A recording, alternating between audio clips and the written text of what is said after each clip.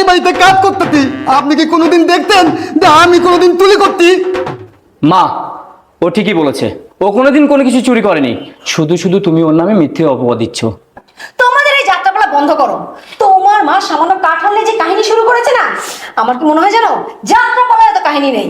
আর তোমার মার এই কাঁঠালি আধিকাদের জন্য এলাকার মানুষজন কি বলে থাকে জানো, কাঁঠাল রানী। হ্যাঁ, আমাকে তো এলাকার মানুষ কাঁঠাল রানী বলে, তোমার তো চাকরানি বলে না। আমি খবরদার বলে দিচ্ছি, আমার কাঁঠাল যদি খুঁজে না পাই আমি তোমাকে ডিভোর্স দিব। কি কইতেছেন খালাম্মা? আপনি কি তার স্বামী নাকি যে আপনি তাহলে ডিভোর্স দিয়ে দিবেন? মা, আসলে তোমার মাথা নষ্ট হয়ে গেছে। কাঁঠালটা খুঁজে না পেলে আমার মাথা কিন্তু আরো গরম হয়ে যাব। এখনো সময় আছে নাড়ু, আমার কাঁঠাল বাড়ি করে দে, নইলে আমি পিটাইতে পিটাইতে তোর এই বাড়ির থেকে বাড়ি করে দিব। কাঁঠাল নানি খালাম্মা, আপনার কাঁঠালের চিন্তায় মাথাটা খারাপ হয়ে গেছে। আপনি খালি কাঁঠাল নিয়ে দুধ স্বপ্ন দেখতেছেন।